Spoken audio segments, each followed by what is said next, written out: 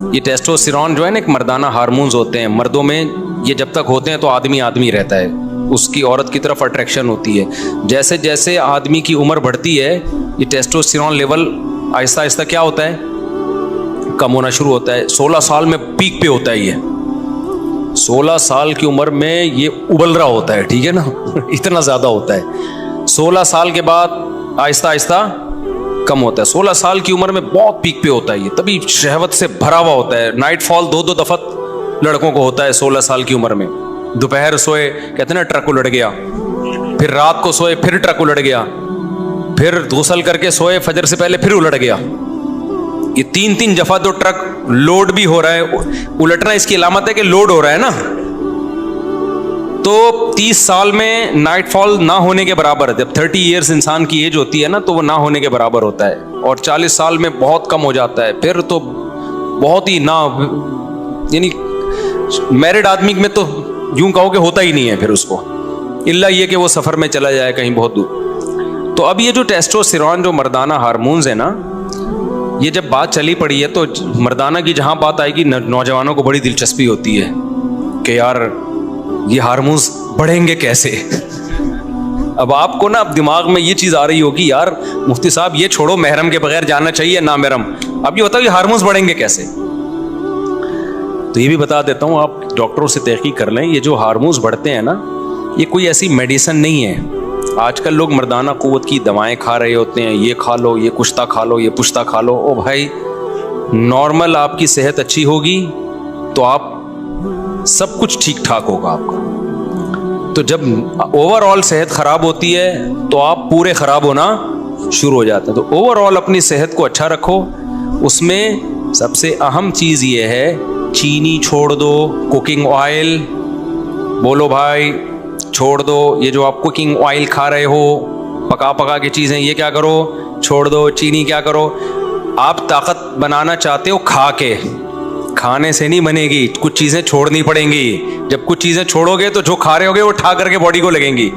होता ये कि हम जो मीठा ज़्यादा खाते हैं ना, फोड़ते फाड़ते रहते हैं। रोटी में भी कार्बोहाइड्रेट बहुत ज़्यादा है, चावल में भी बहुत ज़्यादा है। जब ये देखो, ये जिम में जाते हैं, ये मेरी बात की तायद करेंगे। ये हमारे एक ज़माने में इंग्लिश के टीचर थे ये, तो कुछ दिन मैंने इनसे इंग्लिश पढ़ी है, ये भी मेरी बात की तायद करेंगे। लेकिन आप डॉक्टरों से पूछ ले, वो तायद करेंगे ही। जब हम शुगर वाली चीज़ें ज़्यादा खाते हैं ना, जो फुल कार्ब डाइट है, चावल, रोटी और अल्लाह भला करे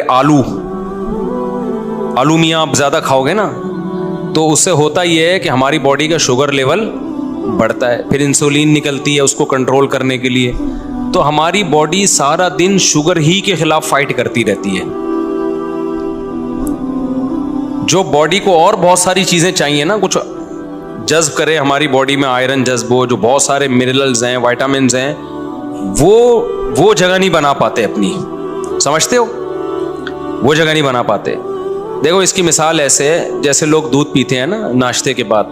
अब आपने 2 पराठे खा लिए, अब जब आप 2 पराठे खा के दूध पियोगे तो दूध आपकी बॉडी का हिस्सा बनेगा? वो तो पराठों से भर गई है ना बॉडी को, तो वो पराठे एडजस्ट होने में ही 6 घंटे लगा देगी वो। क्या ख्याल है, पराठे हजम होने में? तो वो बाकी चीजें थोड़ी उसको मौका मिलेगा। तभी आपने देखा होगा अक्सर हकीम लोग दवा बताते हैं, जी सुबह निहार मुंह खानी है। वो क्यों बताते हैं? सुबह निहार मुंह आपका मैदा खाली होता है, वो कुव्वत जाज़िबा उसमें होती है, जज्ब करने की ताकत और सलाहियत होती है। जो चीज़ डालेंगे वो ठा करके जज्ब करेगा। तभी इफ्तार में हम जो खाते हैं जुज़्व बदन बन जाता है वो, क्योंकि मैदा खाली होता है और बॉडी में शुगर नहीं होती, हमारी शुगर की कमी होती है, तो वो बॉडी मांग रही होती है। तो जो डालेंगे ना बॉडी के अंदर खाएंगे वो जुज़्व बदन बनेगा। अब जब आपने रोटी चावल अपनी खुराक में ज़्यादा बनाया हुआ है, ज़्यादा हिस्सा खा रहे हैं, तो शुगर को हजम करने में टाइम लगता है। इंसुलिन जो हम टोन हो जाते हैं ना मीठा खा के, आपने देखा होगा मीठा खा के हम टोन होते हैं ना, वो टोन होने की एक वजह ये भी है कि हमारी बॉडी को वर्क करना पड़ता है। तो बॉडी का सारा बोझ जो है वो शुगर को के लेवल को कंट्रोल करने में लग रहा होता है। उससे नुकसान ये होता है कि बॉडी को जो बहुत ज़्यादा हमारे मिनरल्स चाहिए, जिंक हमारी बॉडी में उम्र के साथ साथ बहुत जल्दी से कम होती है, तेजी से कम होना शुरू होती है। तो ये मिनरल आहिस्ता आहिस्ता शॉर्ट होना शुरू होते हैं बॉडी से, और आप बुढ़ापे की तरफ बड़ी, एक तो बुढ़ापे की नेचुरल एज है, आजकल उस नेचुरल उम्र से पहले ही बुढ़े हो रहे हैं हम लोग। तो इसलिए आप चाहते हो ना आपकी सेहत अच्छी हो जाए, तो आपको एंटी एजिंग चीजें खानी पड़ेंगी। 16 साल का नौजवान लौंडा लपाड़ा कितना भी गलत खाए ना, फिर भी उसका टेस्टोस्टेरोन लेवल कहां होता है? पीक पे होता है। अब जब उम्र आपकी बढ़ती है तो फिर आपको वो चीजें जो आपको वक्त से पहले बूढ़ा कर दें, उन चीजों से अवॉइड करना है। खाना मजीद कुछ नहीं है, आपने खाना छोड़ना है। आपने नहीं आई बात, मेरा ख्याल है। तो गलत चीजें जब छोड़ देंगे ना, तो थोड़ी थोड़ी भी खाएंगे वो ठा करके बॉडी को लगेंगी। तो गलत चीजें छोड़ दो आप। गलत में क्या है? चीनी छोड़ दो भाई। जितने भी कुकिंग ऑयल आ रहे हैं, इनको घर से हमेशा के लिए निकाल दो। इनकी जगह देसी घी ले आओ। अब आप बोलोगे भाई तुम्हारा बाप खरीदने के पेट्रोल के पैसे हैं नहीं, देसी घी तुम्हारा बाप खरीदेगा। सवाल ये पैदा होता है, बड़े काम की बातें बता रहा हूं आपको। तो भाई देसी घी बहुत थोड़ा इस्तेमाल कर लो ना, महंगा होता है, लेकिन कुकिंग ऑयल जितना डलता है ना देसी घी, उसका आधे से भी कम डलता है। देसी घी में पका लो। और आसान हल आपको बताता हूं, सौराब गोट पे जाओ, दुम्बे की चर्बी चक्की खरीद के ले आओ, चक्की खरीद के लाओ दुम्बे की। उसमें बड़े मिनरल्स होते हैं, बहुत सारे जो हमारी बॉडी को चाहिए ना, उसमें होते हैं वो चक्की में। आपने क्या करना है, चक्की को थोड़े थोड़े टुकड़े करके हांडी में, स्टील की देगची ले लो, क्योंकि सिल्वर के बर्तनों में नहीं पकाना चाहिए चीज़ों को। तो आपने क्या करना है, वो चक्की को लेके आपने हल्की आंच पे उसको पकाना शुरू करो।